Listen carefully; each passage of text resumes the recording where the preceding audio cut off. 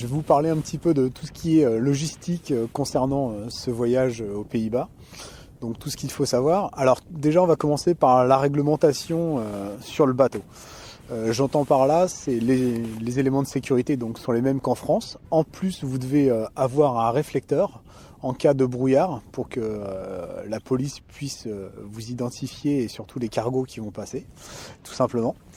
Vous ne devez avoir sur le bateau monté uniquement que 2 cannes par personne. Donc vous pouvez en emmener 30, c'est pas un souci, mais vous les laissez dans les coffres à cannes. Monter, j'entends monter avec des leurres, mais même monter sans leurres. C'est-à-dire qu'à partir du moment où le fil est passé dans vos anneaux, la police estime que les cannes sont montées. Donc voilà. Donc c'est vraiment important de garder 2 cannes par personne. Vous n'avez pas le droit de mettre des poissons au vivier pour conserver et éviter de casser votre pêche. Vous pouvez uniquement conserver les perches parce qu'elles peuvent servir de vif. Alors attention, quand on dit de vif, ici uniquement les poissons morts sont autorisés. Donc si vous deviez pêcher avec ce style d'appât, vous devriez les tuer avant. Donc voilà, l'autorisation est de garder 2 poissons par personne si jamais vous voulez. Voilà. Faites très attention, c'est très réglementé avec beaucoup de surveillance. Je tiens à le dire pour ceux qui voudraient passer outre la loi, voilà, vous courez vers de graves ennuis. Alors donc ça c'était vraiment sur le bateau, ce qu'il faut savoir un petit peu, et puis la réglementation pêche. De toute façon, on va vous mettre un lien aussi pour que vous puissiez prendre votre permis, c'est-à-dire le Vispass, donc qui va vous donner l'autorisation de pêche ici pour 1 an. On vous mettra aussi quelques liens vers les secteurs que nous avons pêchés. Voilà. Alors pour vous loger, il existe plusieurs formules selon les endroits où vous irez, que ce soit sur le Reinvit ou alors sur le Volkerak. Ce qui est super sympa sur le Volkerak, c'est que vous pouvez louer des petites maisons avec au pied de celle-ci un ponton sur lequel vous laisserez votre bateau. Donc ça c'est quand même le petit côté sympa pour partir à la pêche tôt le matin.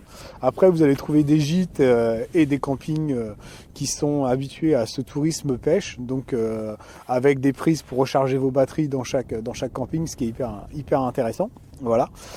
Comme vous voyez, les endroits sont très vastes. Si vous voulez pas perdre de temps, munissez-vous d'un guide sur place, voilà, ça va vous faire gagner des journées et des années de pêche. Moi ça fait plusieurs années que je viens, donc évidemment on n'a pas besoin de ce recours.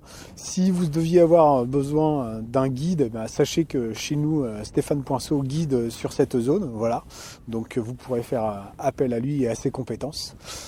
Donc voilà un petit peu ce qu'on pourrait dire. Ce qu'on peut dire aussi, pensez, si vous venez comme nous, on vient très souvent en mars.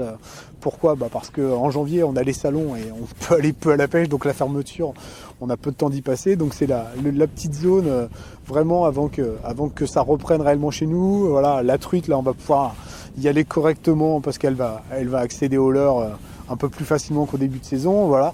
Donc nous c'est vraiment notre période pour venir ici, on est un petit peu plus léger côté travail, donc c'est un peu plus cool. Donc voilà, donc, si vous venez à cette époque, pensez à bien vous couvrir parce qu'il fait pas super chaud. Gilet de sauvetage, c'est pas obligatoire mais c'est fortement conseillé parce que vous le verrez sur les images, ça peut se lever comme en mer, donc voilà. Et c'est quand même important pour votre sécurité. Donc voilà, un petit peu ce qu'on peut dire sur ce voyage concernant la logistique. Rien de bien compliqué, mais prenez connaissance quand même des réglementations en vigueur. Je rappelle, pour les 2 cannes, ça paraît bête, et les poissons viviers, mais vous pourriez vous faire avoir pour peu de choses, et les amendes sont assez lourdes ici. Voilà.